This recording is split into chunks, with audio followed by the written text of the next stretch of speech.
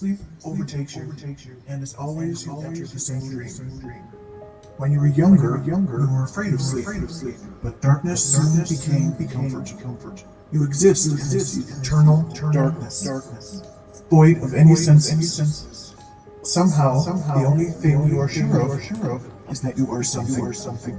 Without warning, you would awake and feel rested, but you always felt like there was part of you missing. Wait. There is something different this time. You see a pinprick of light.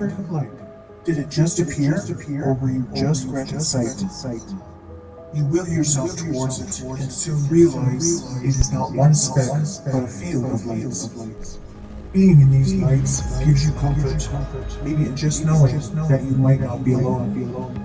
You try to move toward one of the lights, but you can't seem to focus on just one. What is this place? Why have you found us? Wait, what is that bright yellow light?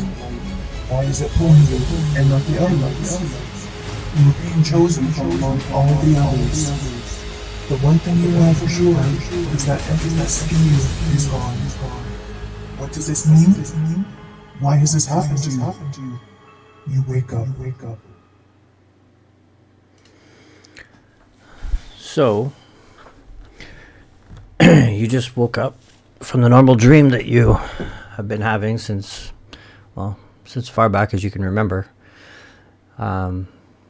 You've been working in a place called Loudwater.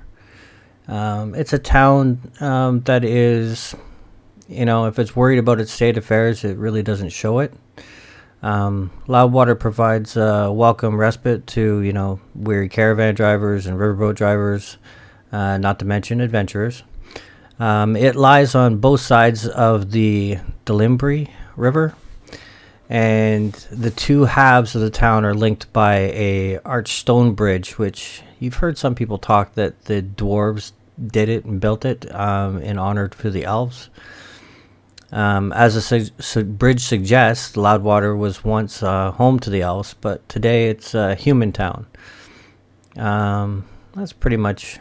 There's more history and verbiage, but you don't know how much of it's true or how much of it's not true. You can smell, like, in the air, like, it's kind of summer day sort of thing, so you get some whiffs of certain flowering plants, and you get the usual smell of manure and towns, BO, animals, livestock, and fresh fruit, all mixed together. The people there are, mostly farmers and store shop owners and stuff like that. It's not a very huge town or anything like that, but it's the next biggest town in the area.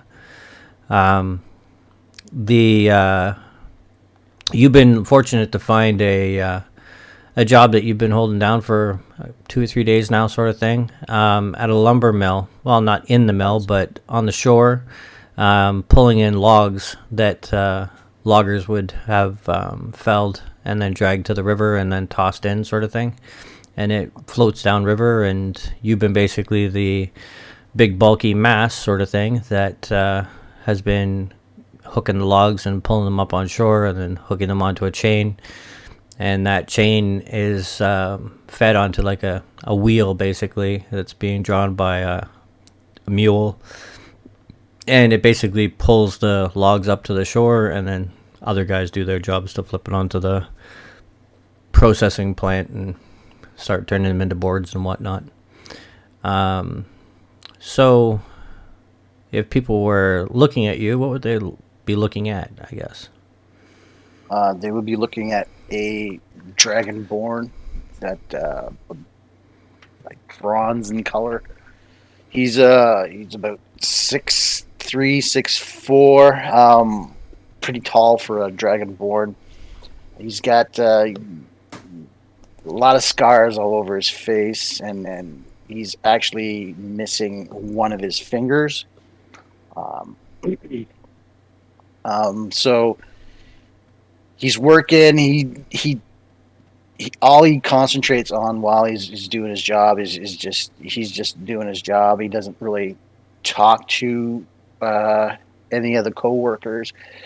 He will, just make kind of friendly conversation as he passes by, but he doesn't engage in any kind of social camaraderie after work.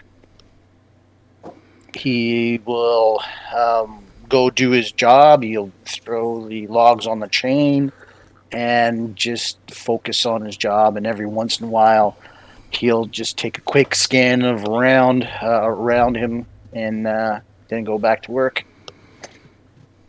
waiting for his lunch break and his pay at the end of the day. So what's going through Naroc's mind right now?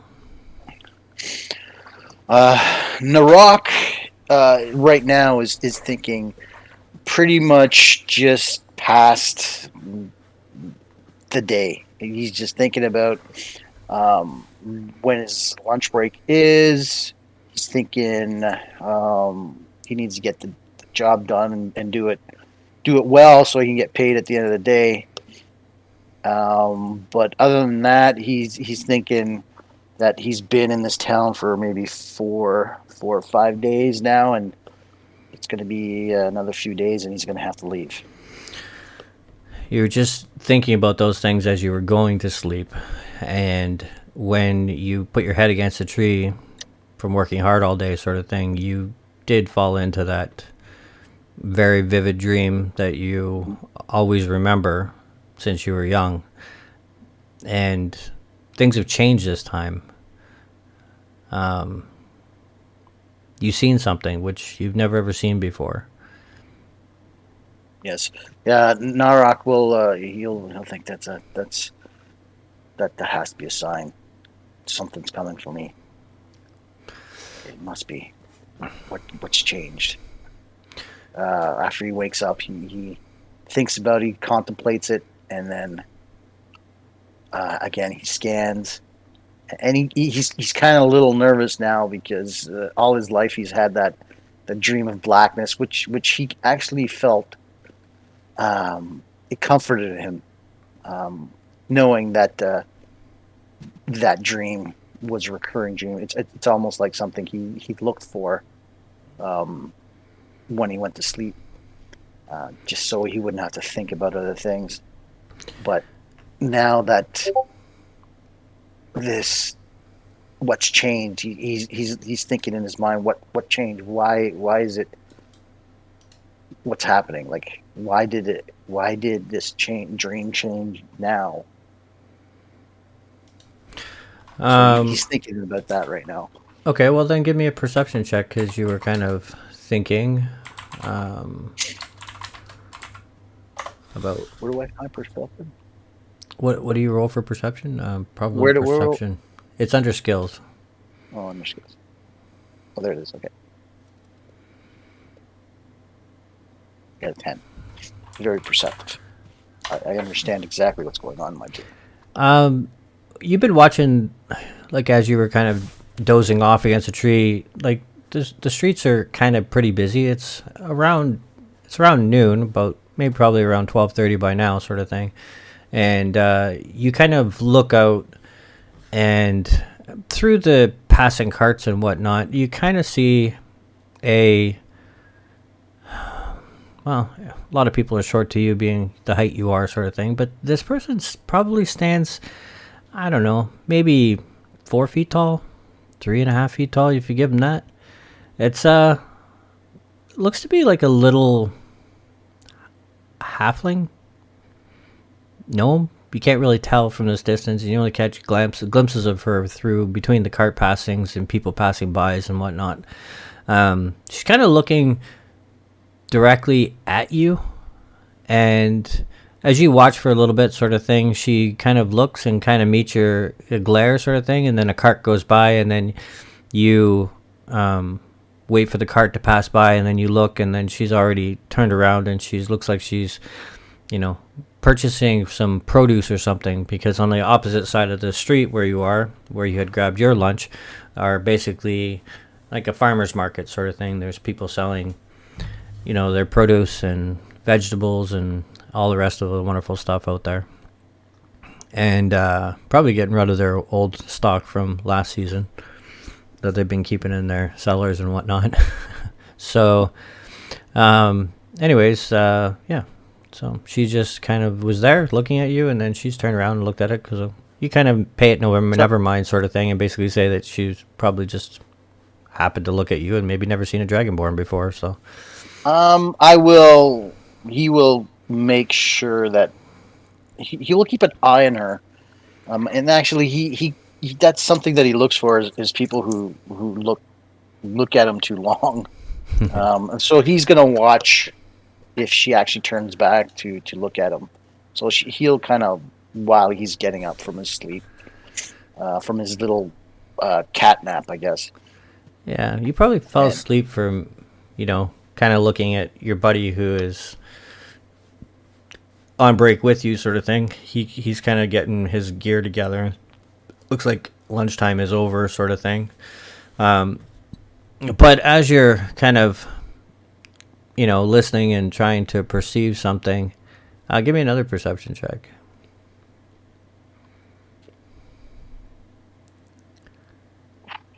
First 8.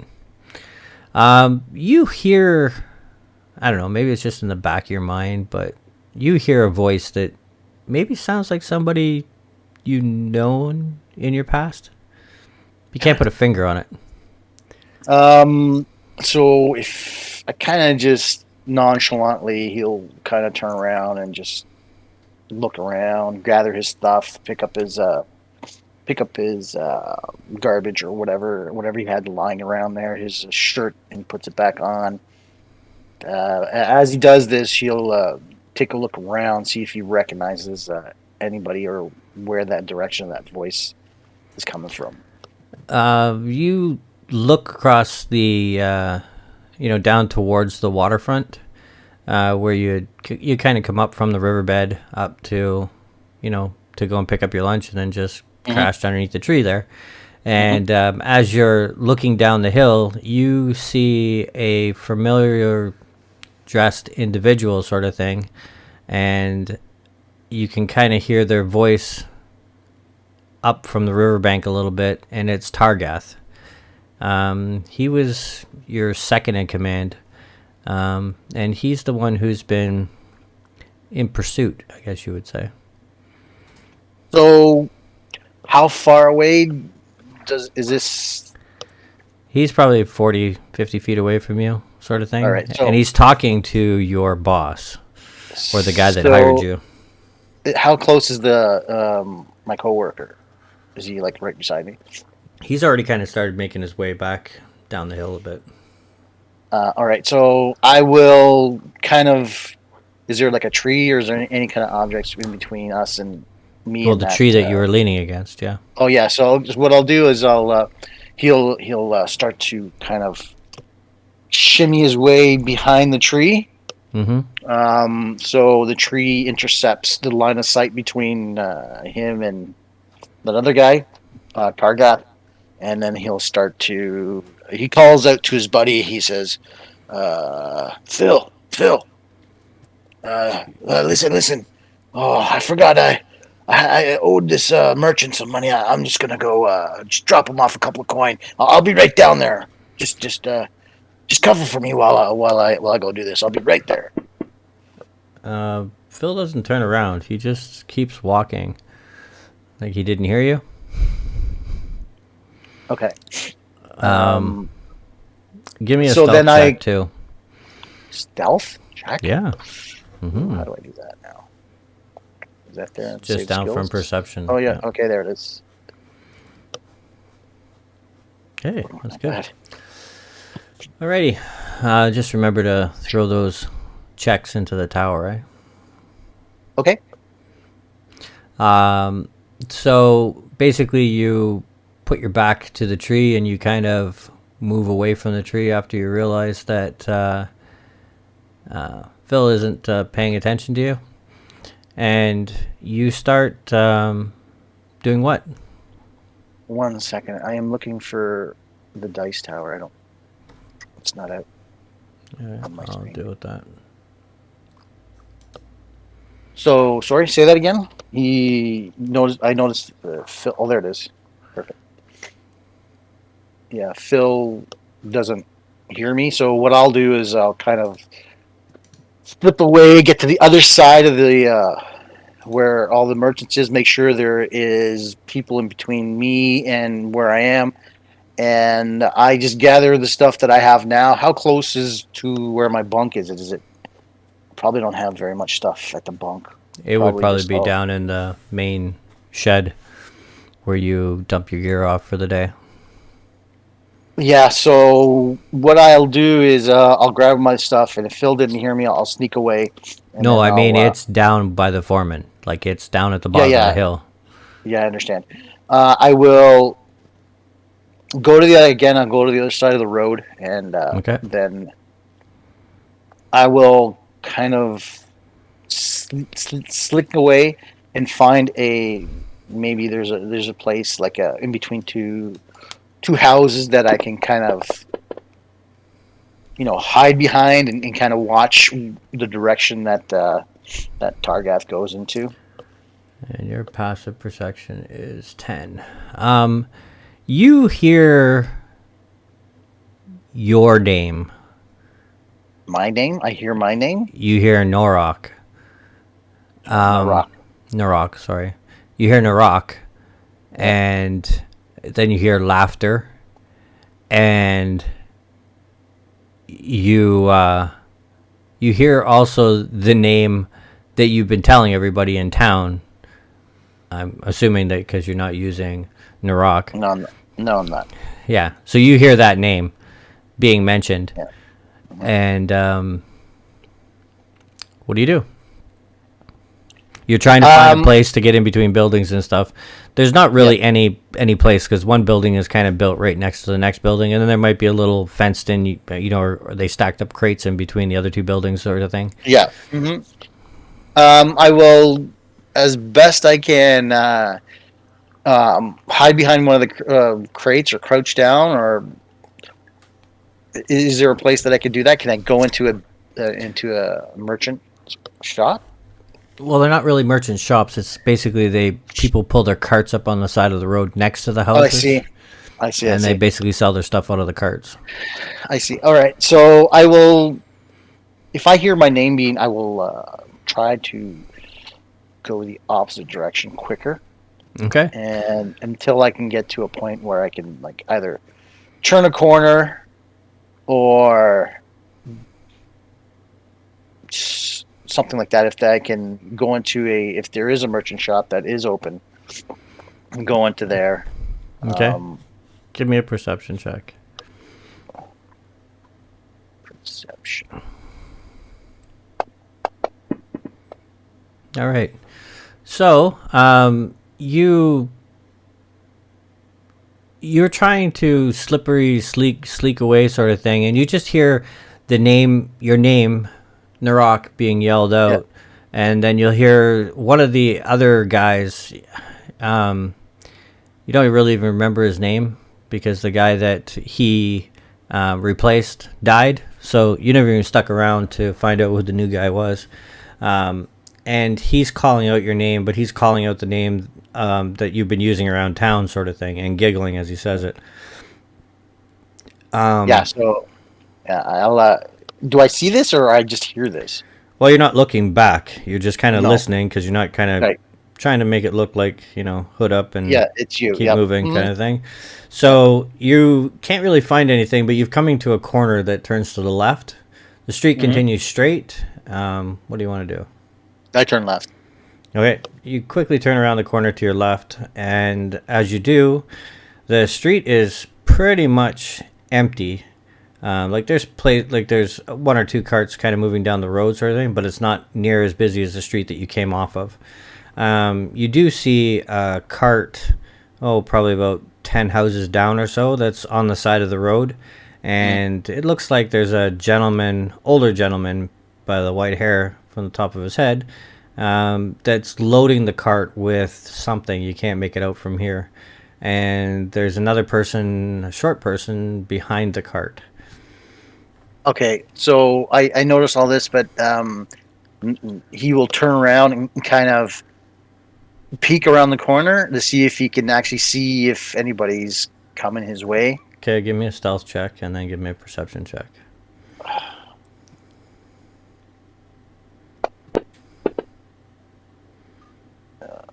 Perception. Okay. You think you've basically gotten your head poked around the corner, and you look back down and you can see Targath, and he's looking in your direction, and you think at the moment, like, oh shit, he's seen me. But then he turns his head and he starts looking in the other direction down the street. But we'll just call the new guy Zullen. And Okay. Zullen kind of looks towards you, and then he points towards the corner. Uh-oh. And he's patting the boss on the patting Torgath on the shoulder. Okay, Targath, so I sorry. watched this for a second. Mm-hmm. If they both look in my direction, then I am going to go down the alleyway. Okay. So you watching for a second, and you see Targath kind of turn his head to look, and Okay. I back up. I back up real quick, and then I look down the street. Do I only see that cart on the side, or is there anything else? There's a few other carts. The rest of it looks like residential places or backyards or whatever, like a shared yard between two buildings from back to back on two separate roads, sort of thing. But the only thing you see that's around the area, sort of thing, is like there's a cart coming into town towards you, sort of thing, and there's the one that's parked on the other side. There's a few random people walking. All right, so then I'll take a quick peek around the corner, see if they're moving, and then I'll end up start hastily walking down the alleyway. Okay, then give me another stealth check and another perception. Jeez. Can you do like intimidation? I'm not like a proficient in intimidation. Okay. Okay, that was stealth. Yeah. Okay. You look around the corner and you see both of them kind of walking quickly, and you actually see the other guy moving quicker, like he's running. Right. So I don't even hesitate. I'll back up and start actually running. Okay, so you're running down the Other side of way. the street or Other way. middle of the street? Yeah. Well, how the street does it just go straight for a while, or is there offshoots anywhere? No, there's just one straight run out of town, basically. There's another road Yeah, well- going off to the left, but there's a cart that's there. The cart that's Okay, being so- loaded is there, and there's also a street that goes off to the left before you get to that cart. I run to that street and look down it. You look down it. Give me a Yeah, perception check it check.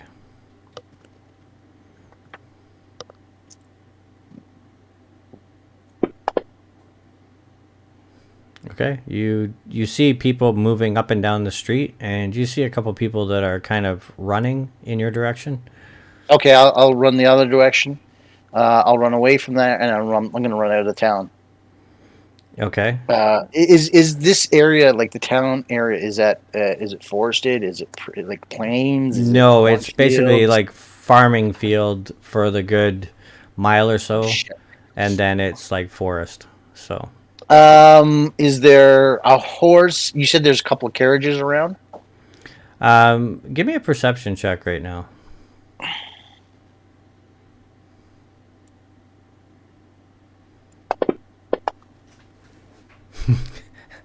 Okay, so you look over and you see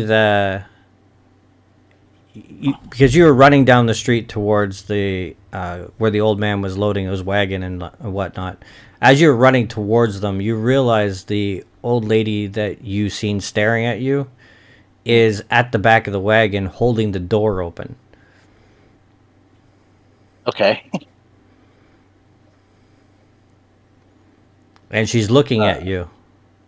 Do I?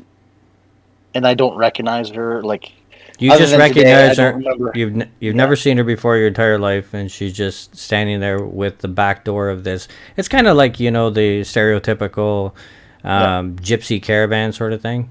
Mhm. But the side panels would open up on this thing, and that's where now that you're closer, you realize that he is a linen salesman or clothing salesman, I guess you would say. Uh, okay, so how much coin do I have on me?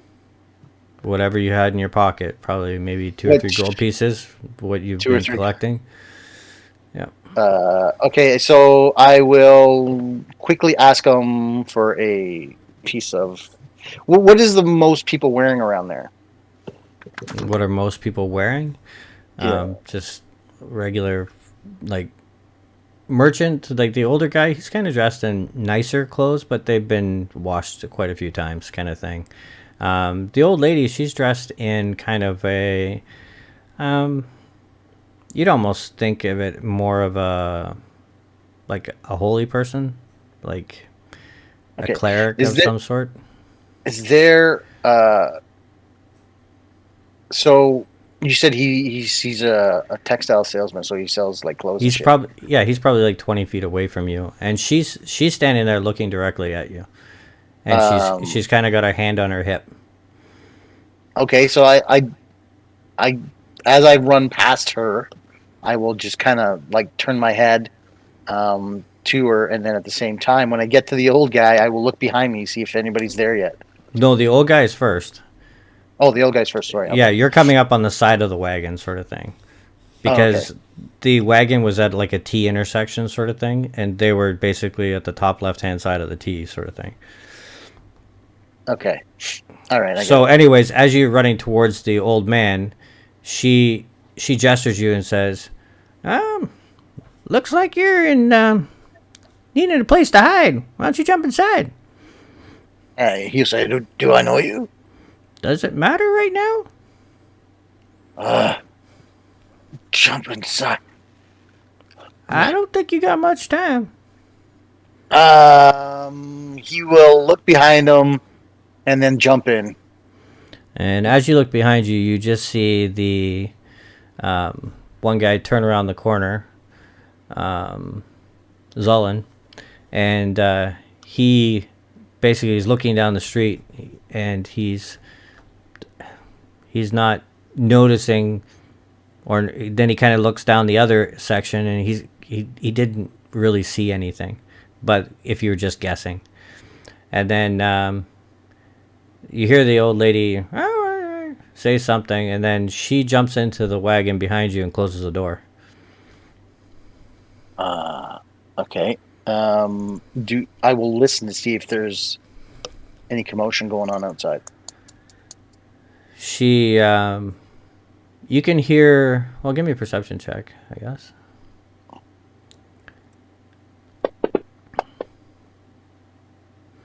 Okay. Um, as you look at this older lady, she is definitely a halfling, and she is probably in her later years for a halfling. She wears like about two or three kind of different necklaces around her neck. One of them is a quite I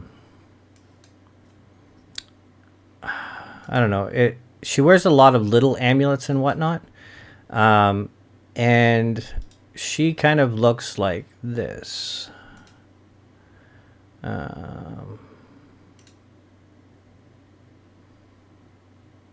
Okay. Did you get it? Yep. She has a hood up over her head right now, but that's what she kind of looks like. So she's in the back there with me now because she Yep. shut the door. And she's got quite the facial jewelry and stuff like that. And she basically is sitting there, and she's grabbing onto one of these necklaces that are around her neck. And she just kind of, her eyes are very peaceful, I guess you would say. very calming looking eyes. And she has a long, long, long braid that you would almost say is probably about maybe even the same height she is, but maybe not. Because she is sitting down in the back of this wagon right now. And you're sitting on like a bunch of older fabrics, and you can see like little slits through where the sides of the wagon are put together, sort of thing. And you can tell it's in need of repair, sort of thing. But you kind of peek out through the cracks, and you're like, worried what's going to happen. And you can see Torgath running, like looking around and trying to find everything. And then you see the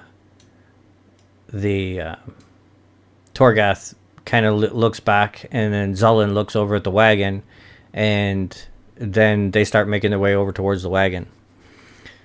And the old woman is just sitting there, and she's staring at you. I ask as quietly as I can, and so I can be heard. Though I say, "Is there another way out? Do I look?" You're in the back of a wagon. It's like one door. That's it. There's only one door in the back. Yeah. All right. What's around me? Is there like a long piece of fabric? There's a lot of fabric in here, sort of thing. But it's all stacked up. Like I'd say the wagon is like half full, and you guys are basically sitting on, like, you are tucking yourself in and cramming yourself into this little hole, and she's just kind of sitting off to the side. She's sitting closer to you, and what she does is she kind of puts her one finger of her right hand up to her lips and just goes shh, but doesn't make the sound, but you kind of get the hint. And then she takes the same hand and she puts it down onto your leg. All right, so he will be like, I need a weapon. Is there a weapon? Give me. Does she have that? She takes her other hand and she just holds it up like a stop symbol, sort of thing. And then you feel the hand just sitting on basically just above your knee. She's not doing anything. She's just kind of just trying to calm you a little bit. Outside, you hear an old man, and he's mumbling something, but you can't really hear what he's saying. You hear Torgath yelling at him, and they're basically arguing about something of the sort. And you kind of peek out through the shears, like through the cracks in the wagon, trying not to move to shake the wagon or anything like that. And as you do, you can see that Zullen is making his way to the back of the cart. At that moment, hold on. At that moment, you hear her grab you feel her kind of grab your pant leg, sort of thing. What do you do? I turn to her and I see, does she have the walking staff on her, or is that just in the picture? It's just leaned against the wall next to her. But I will grab it. Her other hand, it's on the other side of her. If you move, you're going to shake the wagon. Oh, okay. If you want to try and move, go ahead.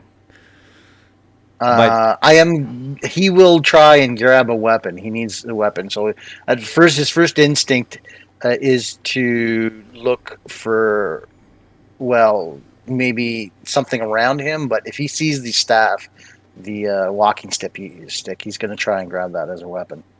Okay. So as you start to reach towards, like going towards her, sort of thing, she at the same time closes her eyes, and she grasps one of the necklaces around her neck, and you kind of see, almost at the same time, the back of the wagon door open. But just before it does, you kind of look at her, and she is clear. Like you can see her clearly, and you can see your hand in front of you clearly. But everything around you is kind of almost like you're in a fog. and you see Zullen open the wagon door, and he's standing up, and he's looking in the wagon, and he's looking directly at you.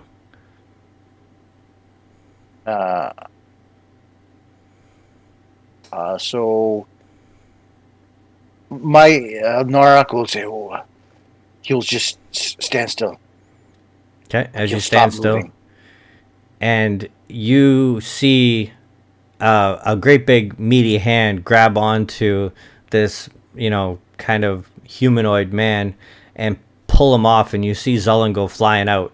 And then you see Torgath, and he has a longsword in his hand, and he just starts thrusting it towards you. Is the woman in front of me still? And as you ask that question, no, she's off to the side. And as you see that happen, all of a sudden you see the blade go right through you. And as these guys are looking around the wagon, they're like, you realize, give me a perception check, I guess. Perception. How about, I am not good at any of these skills. Oh, nat 20. I could share that with you too, I think, if I click. You just gotta center click the mouse button. Cool. There's your perception check. So, Nice. as you were just about to, you're panicking, all of a sudden you see this longsword blade go right through you. And then you see it come back out again. And then you see it go right through the halfling woman. And then right back out again. And then you see it poke between the two of yous. And then come back out again. And you can't really hear anything. It's all kind of murmurs and that's all you hear. And then you hear the door swing shut and slam. And then all of a sudden you see her take her hand off her amulet again, and she is clear, and everything around you is back to normal again. Okay, I don't say anything. I listen to try to listen to see what's going on outside. Okay, as you're listening, sort of thing, you hear the old man kind of like cursing and swearing. You're assuming it's curses and swears. Might even be a different language, but you're not sure. So. Okay. Do I hear either Zullen or Targath speaking, or can I see them, glimpse them moving away, or are they still arguing with the old guy? If you peek through the curtain, you can see them. You can see Torgath slapping the new guy upside the head, sort of thing, like, what the hell? And then you see him point in the direction down the alleyway that you were going to take off down after, sort of thing. And then you see him head back towards the front of the wagon, sort of thing, and out of sight. You can't really see him anymore. I'll turn back to her, and first thing I'll say is, thank you, old woman.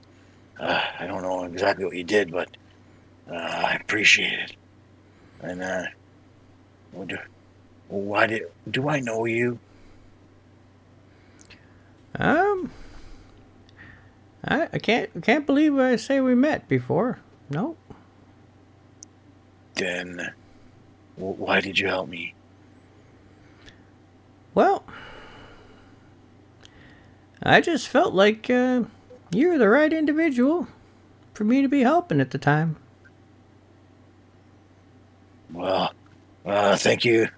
Thanks again, but I have to go. They're not going to stop looking. I realize that. But maybe we just sit here a spell. I don't think it's quite safe to get out here yet. Well, After he saw what she did, he's going to think, I suppose if you can hide us once, you can probably hide us again, I guess. But can we get the cart moving? Can your husband maybe move us out of town? Husband? I don't believe I said he was my husband. I apologize. I guess your partner, I suppose. Can you ask him to maybe I don't know, move us out of town, and then I'll be out of your cart and out of your clothes, and I'll be on my way, and with my appreciation. Well, well, he kind of does things in his own due time. Let me ask you a question. Oh, there, got your request. He's moving. Good. Looks like you've been running for a while. And she kind of motions to the scars on your arms and face. But I'm sure you started out looking for something when you were missing. No? Yes? I know. I'm not looking for anything really. I'm looking to not be looked at.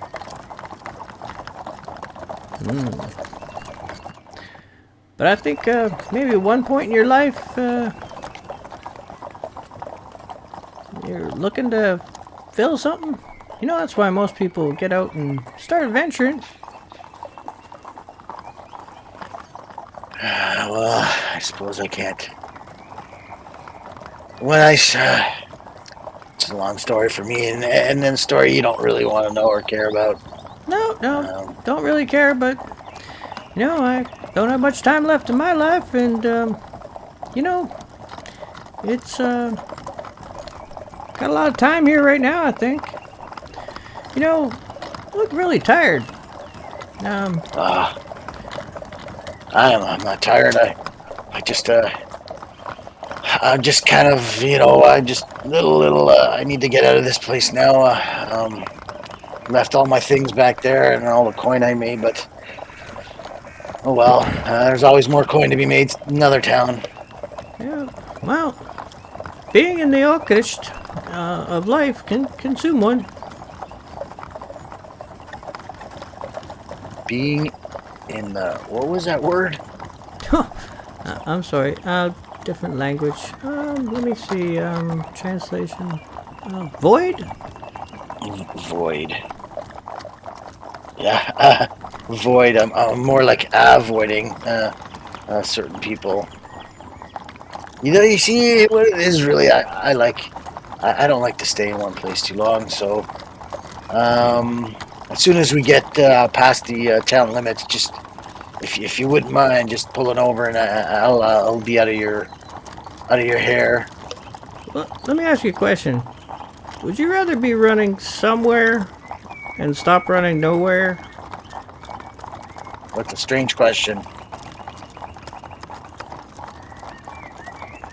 What does that mean? Would I rather be running somewhere? Well, Wherever you run, you're running in some place. no. See, when you're running somewhere, you have a direction. You have a purpose for running somewhere. But right now, you're just running nowhere. Running anywhere to be not where you want to be found. That's a pretty good point. You look really tired, you know? No, I'm fine. And just a little bit of excitement back there, but nothing okay about. Do you sleep well at night? Oh, that's a strange question to be asking a stranger. Don't you think that's a little bit personal? Well, I'm a Wushanashmash. I can help you, you know, understand your sheen if you wish. What is that word you're saying? Where are you from? Why do you keep? What are these words? Oh, I'm an old lady. I've been many places. This is just a grain of sand in the scheme of things, actually. A Washanumash. That's a visionary. I think is the common tongue. So you're a visionary. No, I'm a reader of visions, I guess you would say. That would be your sheen. Sheen, like as in Charlie Sheen. I don't know a Charlie Sheen, but He's just a guy I used to know. He yeah. got one of the. He's doing a lot of funny magic stuff that he used to put into his nose. But you know, You he like she kind of shifts her braid off to the side of her head, and as she does, you see that as one of the necklaces. And as you're looking at it, the center of the necklace, they're almost like really small fireflies kind of bouncing around inside of the centerpiece, which is something I would say, as about the size of a marble. Or a slammer, if you understand what that is. Yep. So. Does it look familiar like these fireflies? Is it? No. It's the best thing you could probably pose in your mind that would be trapped inside of it, sort of thing. And then you see her kind of look at you and then look down at it, and then she kind of just tucks it away a little bit. I just ask because, visions are very personal, and most men don't like sharing stuff like that. I understand that. But I kind of get a sense that maybe you don't sleep like normal people. Is anybody really normal? I mean, look at you. You were able to, I don't know, magic us away somewhere. That was very unexpected. But, so how normal is that? Are you saying that everybody should be able to do what you did? Do I sleep? I sleep well enough. Well, no. That was just a parlor trick, I guess you would say. Oh, I thank you for your tricks then.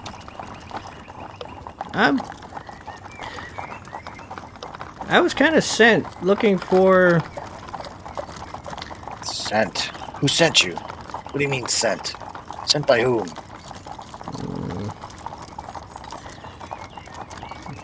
Well, sent by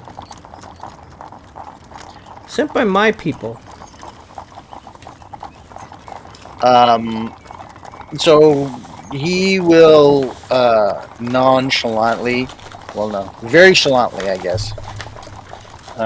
Very covert look around, kind of turn his head this way and that. He's actually getting prepared to Jump out of the back of the wagon. No, actually, if he has to, he will use his breath weapon. Okay. No, don't get all excited or anything. No, he didn't. Like, he's just looking around, but yeah, I know. But she's trying to calm you down because she can see it in your face. Mm-hmm. No,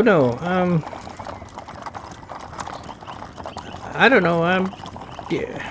You probably never heard of it. You wouldn't understand it even if I've said the language. It's not from around here. But, like I asked you before, do you want to start running somewhere rather than nowhere? That's a very unusual question. I really don't understand what you mean. I am running somewhere. I am Well, I'm not running now, but when you run, you're running in some place, so you are somewhere. You're running from something in your past. Am I right? I don't need to know what it is. Doesn't really matter anyways. But I realize it's affecting you.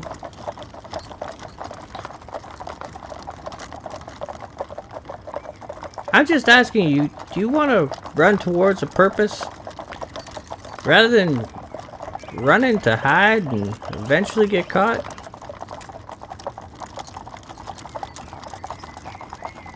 Like, you want truly a purpose for your life. I know you probably are out searching for a purpose and probably got into a lot of heat and a lot of arguments, and now you don't even want to be part of that purpose, even though you thought that purpose was the meaning of your life, and now all of a sudden it's not the meaning of your life, and now you just want new purpose, and you just don't want to be caught up in this regular purpose, which really doesn't mean anything anymore. Am I right?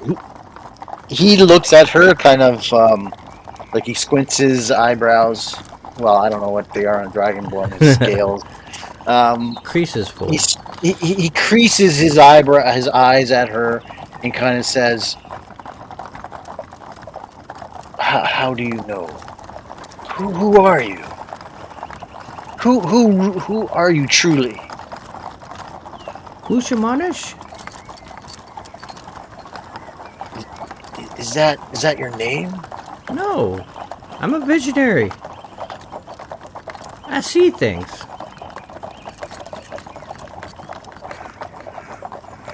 Let me put it to you this way. I see a future. Doesn't have to be technically your future, but I see you in this future, and I see you running towards a purpose, not running to an end.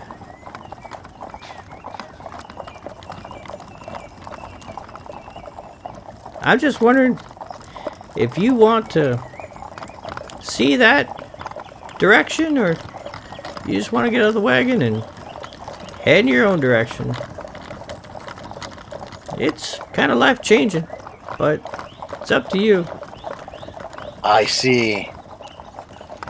Okay, yes. So you need something done. Is that it? No, don't need anything done. Just need you to make a choice. That's all. The choice. What are the choices? How much does it pay? I understand you probably want me in a job, and you saw me. Well, I suppose you have me. I'm pretty much between a rock and a hard place. You know who's looking after me, and you want. Well, just tell me one thing.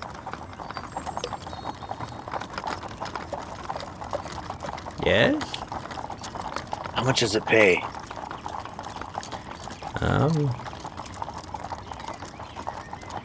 Well, if you're thinking it from a monetary perspective, potentially more money than you and your kids would ever see in their lifetime. From a historic perspective, an eternity. But that's all based on your choices. I can't tell you if you're going to choose the right choice to get you to those decisions. Your words are riddles, woman. Well, your words are just riddles, old woman. I can understand that coming from your perspective. And she kind of reaches into a pouch and she says, "Let me ask you." And she holds out both her hands in front of her, like fist down, like making a fist with palm down sort of thing. Yep. And she says, "In one hand, I hold a future. In the other hand, I hold the present. Not going to cost you anything, physically, at first. Not going to cost you a penny, if you want to count those gold things. But it's a choice." And she basically says, "I just need you to choose what you want." And she takes her hand, and in one of her hands, she opens it up. And she says, "This is all you have right now." And she opens up her hand, and there's nothing in it. "This is how you're going to end up in life. Empty hollow. And then she says, I can offer you a new life, filled with purpose, meaning, family. And in the other hand, she opens up her hand and you see this. And she's watching your eyes very intently. So When you open, like when she opens her palm and you see this, it's a bracelet. And the outside banding on it is flowing. It's not just like shiny metal. It's like there's a liquid inside the metal. And it's flowing.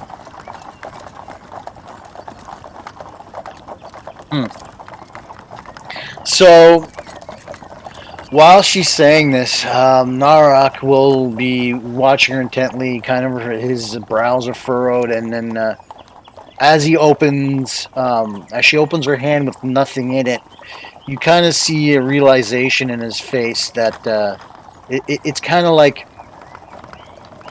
he's been caught in a lie. That realization that, like, he finally realized that's exactly what he has right now, which is in her palm, the first one she opened. Then as she opens the second one and sees the bracelet and the flowing design around it, he focuses on that instead. And he looks up at her and says, "Of course. Doesn't everybody want a life of purpose? Well, purpose and gold.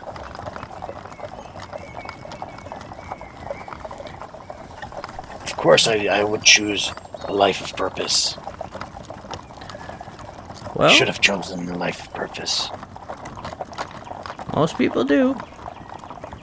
You know, I wasn't really describing you when I was describing those things. But I've been around so many people. It's kind of a blanket statement that one could make, and most people can attach themselves to it in some way, shape, or form. I realize you could see this. And you might think of it as valuable. You might think of maybe how much you could sell it for. But you're the only true purpose in this. Let me rephrase that in a way that might make it better for you to understand.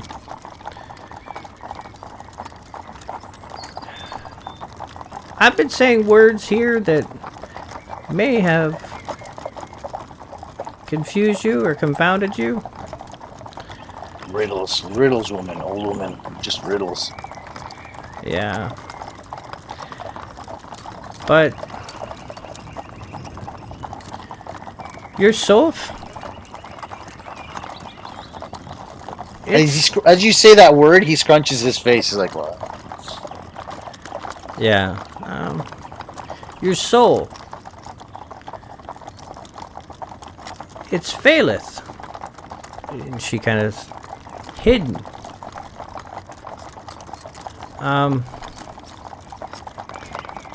And as she says this, you kind of hear the wagon stop.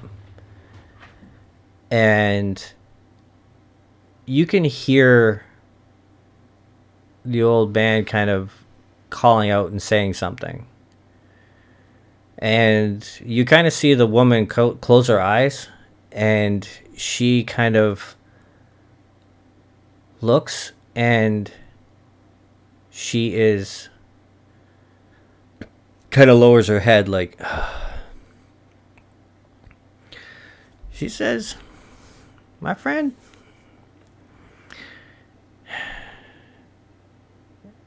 I wish I had more time, but I think I needed you to pick a hand right now." He grabs the ring or the bracelet. Okay. And she says, "That's a good choice. Yeah, I know I haven't steered you wrong. You were You were made by her. I was made by who? More riddles? He's Well, looking at the bracelet closer as he says more riddles. if you wish to truly see things, I'd put it on. And as she says this, she says something in another language. Sounds similar to some of the words she's been saying. And she says, I'll be right back.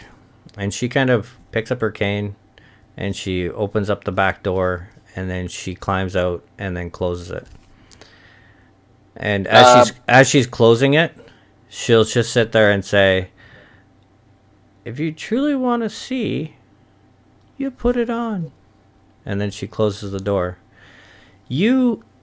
As she does this, she closes the door behind you. And it's like she's not closing it to kind of lock you in there. It just kind of closes, but it never really latches. It kind of just stops. Uh-huh. And as the door closes, you can hear an old man at the front of the wagon, and he is like saying something like louder towards somebody. You can't really make out the words, and then you hear a scream from the old man. Okay, so grab the bracelet, put it in my pocket if I have a pocket somewhere.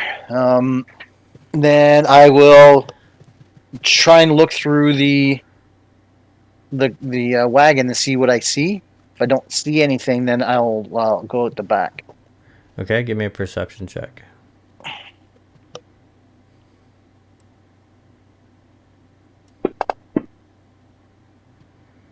Okay. You see something like a cloaked figure, and it is standing over top of the old man. And the old man is looking up at it, and he's just scared, like laying there. He's not moving. He's just kind of like eyes wide open and just paralyzed, it seems. And you... Go ahead. I will go out the back if there's no other exit, right? Just the way we came. Mm-hmm. I'll go out the back.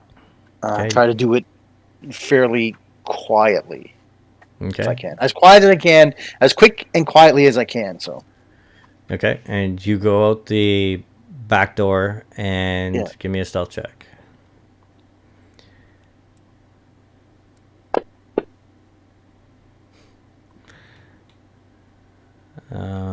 It's not the best scorer.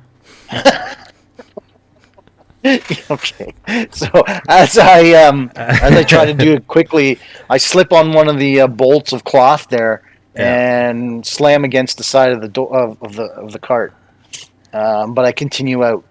Okay, as you get out of the cart, you kind of see that you're outside of town and you're kind of in. It's maybe around 1 o'clock or maybe about 2 o'clock by now. Somewhere in there, you kind of look around and you see that it's still well lit outside or everything, but you can give me a perception check.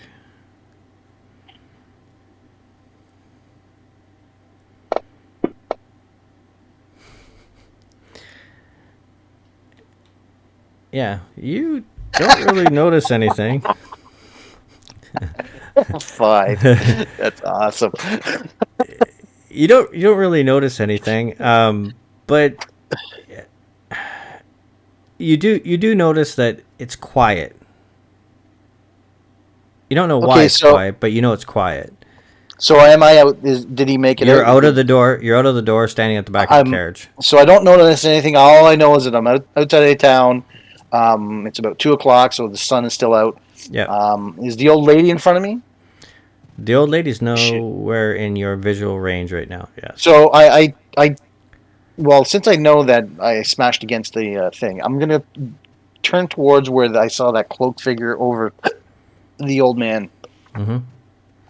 So you peek around the corner of the carriage, and you Yeah. see the old man, and you look at him, and you see, and you kind of take a double stare sort of thing. You just see a cloak. There's no feet under the cloak. Excuse me. There are But the no old, arms sticking out of the cloak. it's just a cloak floating. Yes. Okay, so the old man is on the ground. The cloak is floating above him. Is the old Yeah. man staring at the cloak? He's just staring right up into the hood of the cloak. I say, "What's going on?" And you see the hood slowly turn towards you. Uh huh. And Uh, go ahead. if he's turning towards me, And that's what you see. I'm gonna go to the old man and go, "Old man, can you come here? Come here." He's not responding to you. Okay, I look at I glance at the old man. Does he have any kind of injuries that are noticeable? Is he bleeding? No, Anything he's like that? just kind of laying on the ground, not moving at all. Kind of like not even a twitch, not a blink, nothing. Okay, I'll use my breath weapon on this thing. Okay. Go ahead. How do I do that? Roll a d20, see if you hit. Just a D20? Okay. What? Yeah. No, it's a dexterity thing for him. It's for him sort of thing, but I'm just saying you're going to roll a d20. I'm just saying I want you to think about what you're doing. You're breathing your breath weapon, you're going to hit the cloak figure, and you're going to hit the old man. Wait. The cloak figure is directly over top of the old man looking at him. Oh, I thought he was off to the No, side. no. The old man, I said, is laying on the ground, and the Okay. cloak figure is leaning over top of him, looking at him. Okay, I will jump at him then. Okay? I will jump at him. Like, try to, like, tackle this cloak thing. Okay. Well, give me a athletics check or strength if you're not proficient. I will give you athletics or strength. Yep. You rolled out in the open. It doesn't matter. They're both the same. No, I don't have to roll in the tower, I'm saying. Oh. Yeah, so you roll a 19. So you run and you jump at this cloak.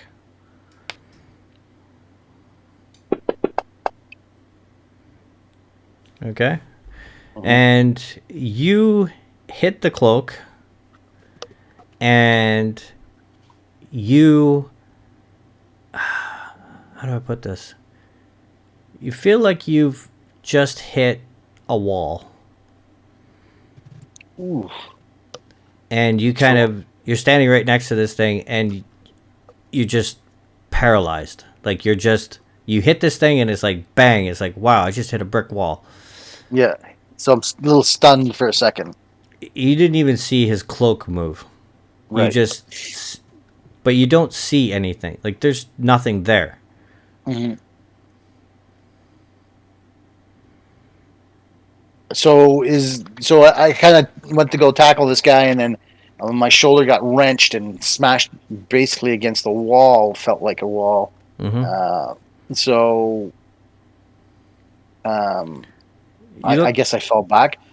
Like, how close am I to the old guy? Am I still? You're within 5 feet. You're standing right next to each other.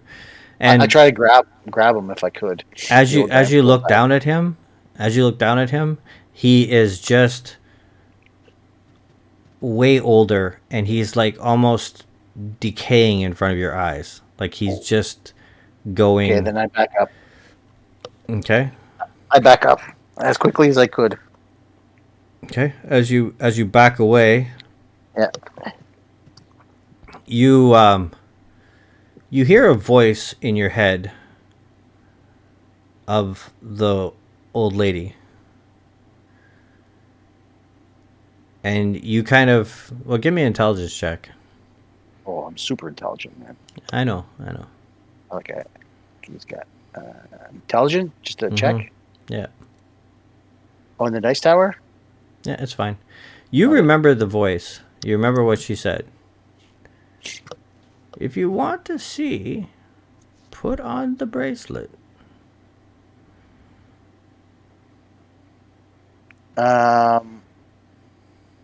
This sound. Okay, so he hears this. Here's the echo in his brain as he reaches in to the bracelet.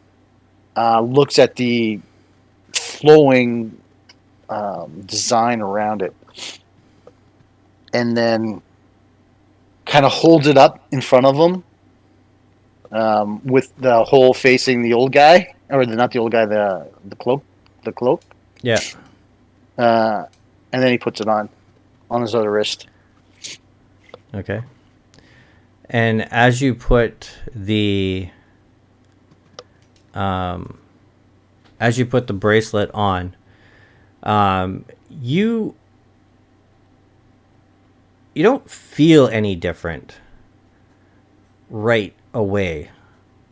But then you see the cloak figure, and it turns to you and it starts to look at you. What do you mean by look at you? Look at The hood is facing your direction. So if somebody's head was inside the cloak, Yeah. you would assume that somebody's staring at you. But currently Okay. you just see an empty hood facing you. You don't hear anything. Everything is just extremely quiet. Okay?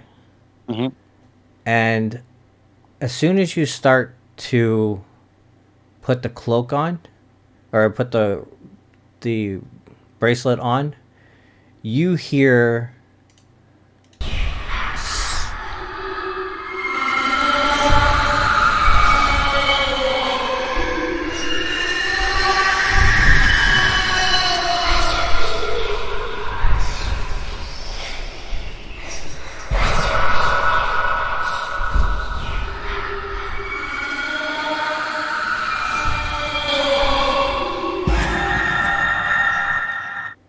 and as you're hearing this, as you hear it, you can see the cloak starting to float towards you. You can't move right now. You just feel like your feet have just been poured in concrete. Can I breathe my weapon on him? You can try and do that, but nothing is happening. You can't move your head. You can't open your mouth. Oh, so he's stunned, kind of. And as you're sitting there almost paralyzed, you're not afraid.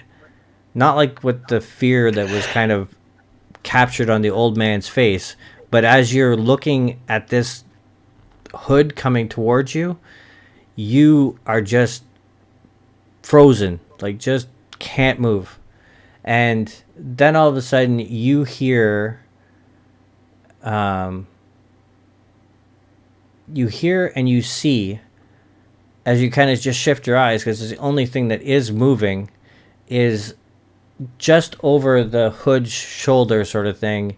You see a human-sized figure step out from behind a tree.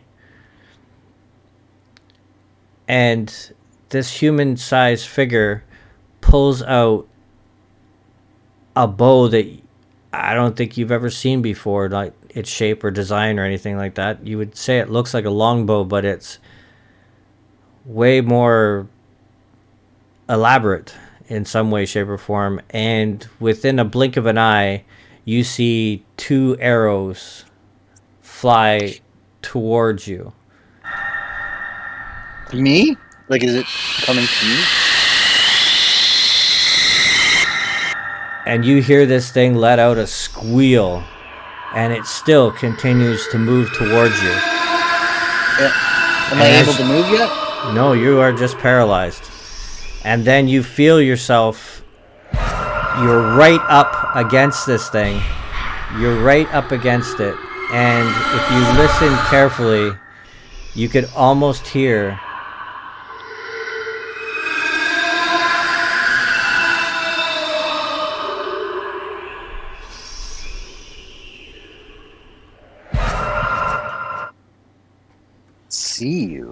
I see you. And then you see another bolt go through the hood. All three of these shots, the arrows that went, they go right into the back of the cloak. And the last one goes right through the hood, past your shoulder, over your head, kind of like past you. And then you just see the hood, the whole cloak, just fall to the ground. Not like as in a human being was in the cloak and fell to the ground, but you just see the cloak kind of like somebody Collapse was to the holding ground. it and it just drops to the ground. Yeah.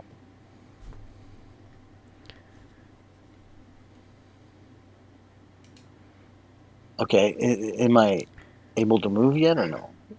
Give Do I me still a see that that one with the bow? Do I still see him behind it? Like is she's that figure's still there? yeah, it definitely looks like a female for certain reasons which are obvious. But you can see this person sort of thing, and they are putting their bow back onto over their back, sort of thing. One You second. can One second. go ahead. 1 second. Sorry.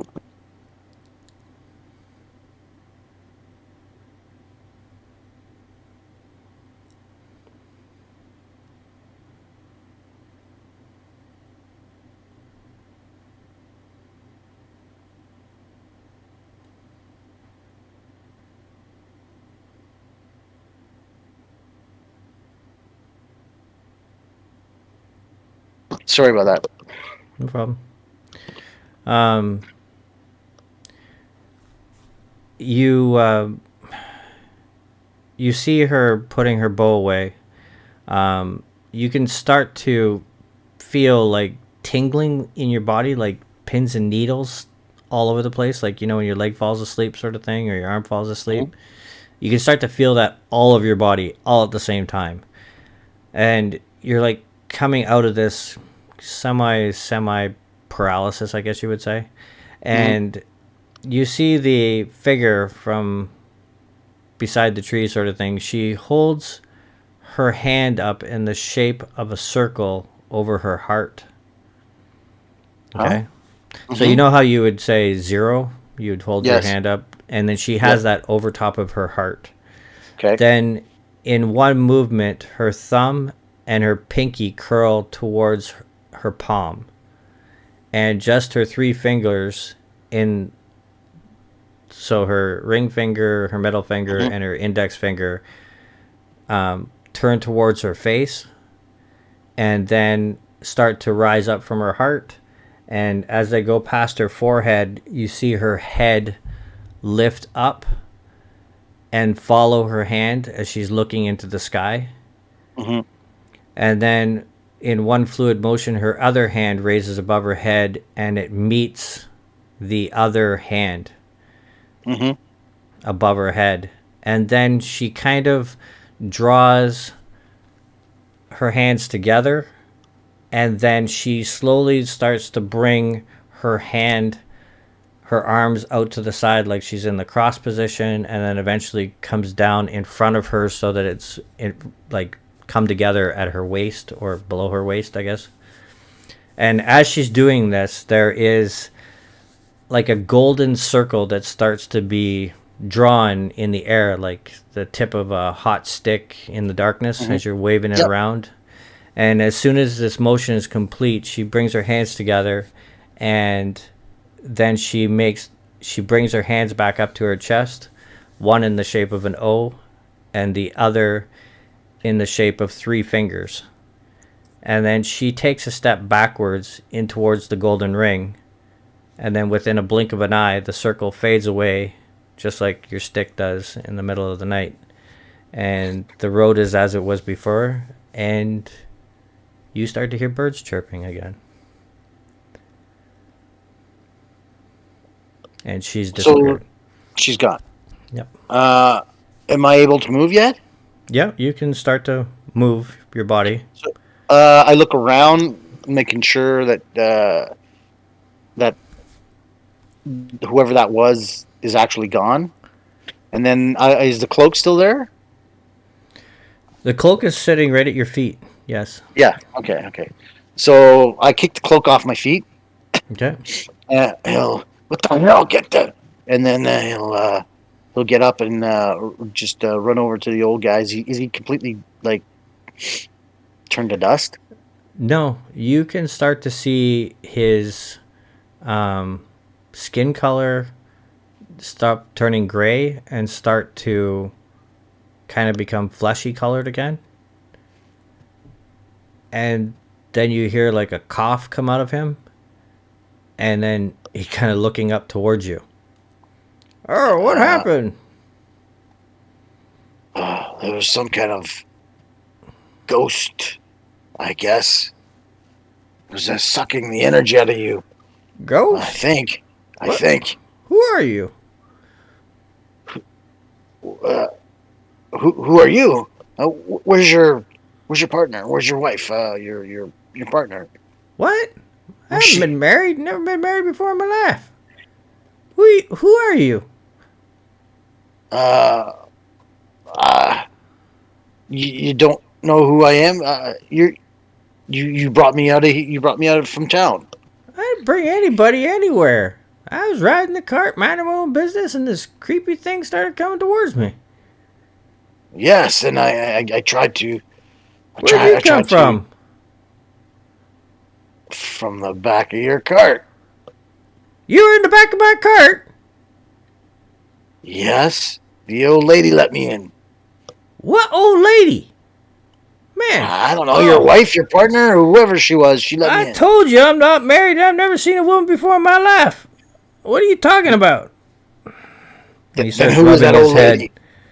I don't know. I never seen no lady. You're the only person who said he's seen no lady.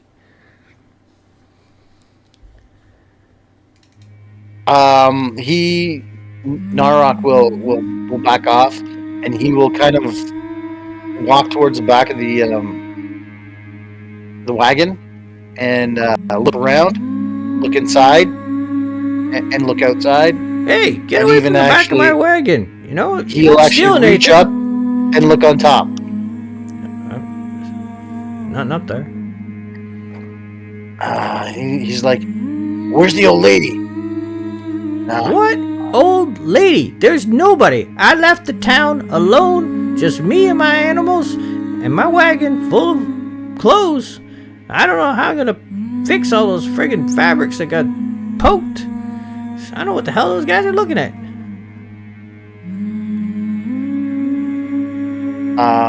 Naroc will say, "What did those guys ask you? Did they ask you anything in particular? Or were they looking for somebody?" Yeah, they were looking for some Naroc guy, or I don't know. Well, I've never seen him, but well, I guess I was. He's kind of confused, so he'll make up a story. I was just headed towards town to see if they had any, looking for a job, and well, I saw this cloak thing. I don't know what it was doing, but I tried to help you, but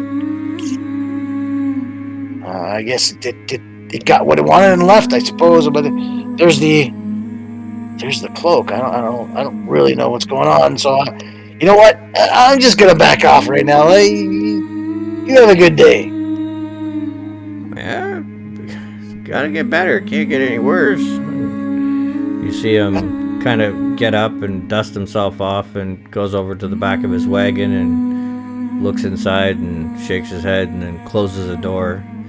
And then, so as he starts to head back towards the front of the wagon, he will turn around. Naroc will turn around and say, "Oh, where are you headed?"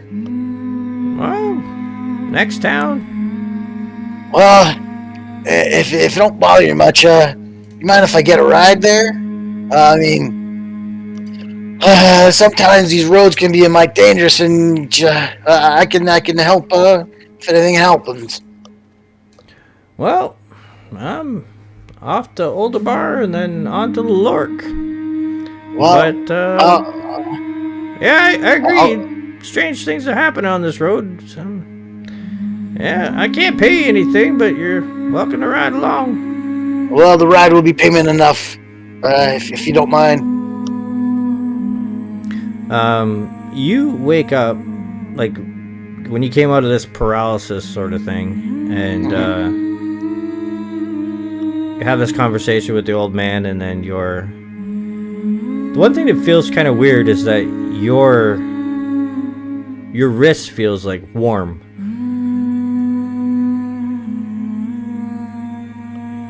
Okay, I look down at my wrist. The bracelet isn't there anymore.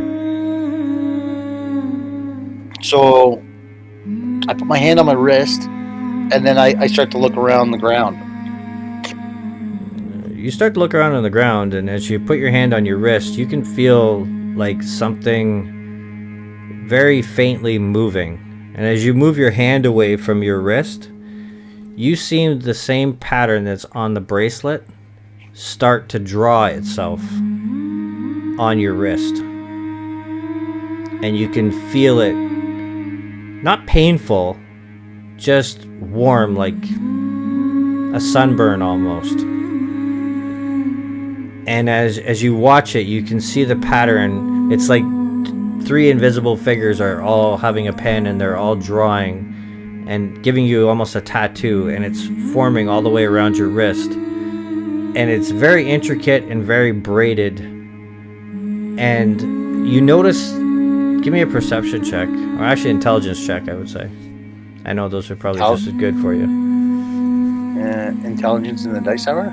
No, it just rolled out normal. Doesn't matter. Right. Yeah, you'd notice is the fact that as this thing finishes drawing, when you put the bracelet on before, it went around your wrist, but in the heat of everything that was happening and being paralyzed, you don't really remember anything, couldn't see anything. But you do notice that it now is making, it almost comes all the way back around and touches itself, but there's like a hair gap where the lines aren't touching. And you notice that as it starts, the pattern is different than how it ends on your wrist. It's like the two ends don't line up with each other. And that's why they don't seem to be going together. And the other thing you notice is this humming. You can't hear any words, but it's like somebody is singing at a distance away from you. And no matter which way you face, like if you look to the north or you look to the west or whatever, you notice that it does change in volume levels, I guess you would say. If you're looking to the east or you're looking to the west. When you look towards the north, it gets quiet, and when you look towards the south, it gets quiet. But if you look east and west, it seems to be a little bit louder in both of those directions. And currently, he's heading towards the east.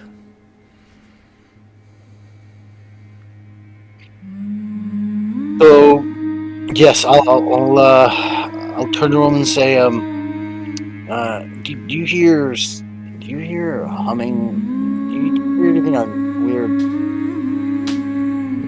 No, I got a ringing in my ear now after whatever happened.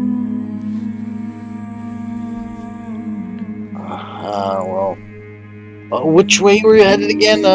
You're headed toward where? You see the direction the horses are pacing? That's the direction I'm heading. All right, let's. Yeah, again, if you don't mind, I'll. Payment enough is the ride to your next town. What old woman were you talking about? Was she cute? Never mind. Was she cute? I don't really know if females, a halfling, or I think she was a halfling. Yeah, you gonna females are. You gonna leave your cloak there, or you fine without it? It's not my cloak. Oh. All right. Well, it's beyond its life. And you climb onto the cart with the old man, and you start heading towards Oldabar with him. That's where the direction And then as I jump on the cart and sit, he will like kind of look at his wrist, but try to hide it from the old guy. So as you look at the wrist, you can see the fluid pattern flowing around and stuff like that. It's kind of like a rainbow, if you will, and it's kind of flowing like a fluid through glass, even, you would say. As you touch it, it doesn't feel warm anymore. It feels like your wrist feels normal, and as you grab it and touch it, and the old man kind of looks down at you and says, "Did you hurt your wrist or something? Now you have a look at it." He reaches over and he grabs your cloak, like kind of pulls your sleeve up a bit. Yeah. Looks fine. You probably just sprained it a bit. Yeah, you're probably right. And he puts his cloak over it again, like his sleeves back down over it. And then he turns to the old guy and he says, "Yeah, my name's Bruce, by the way. It's good to meet you." Ah, well, I'd say it's a pleasure, but this trip is already taking a toll on me right now, so here, you mind taking the reins? I'm just gonna try and catch a nap. Yeah, no problem. What was your name, by the way? Sorry, My name? It's Awani. Awani. Awani. Awani? Awani. Alright, no problem. I'll lead us there. I'll take the reins for a bit. Alright, and as you start to clip clop into the distance, you can hear the birds chirping in the air, and things are back to normal? Question mark? Except for I still hear that humming. Still there. It's not distracting, it's not painful. It's peaceful. But the one thing you realize, maybe, is that you're not humming it, but maybe you're hearing it, but maybe you are humming it, but you don't think you're humming it. The one thing is for sure is that after your last snooze, things are different. Things are quite different. I can't say you probably remembered a day like this for a long time. And maybe for the first time, maybe a little bit worried about going to sleep again.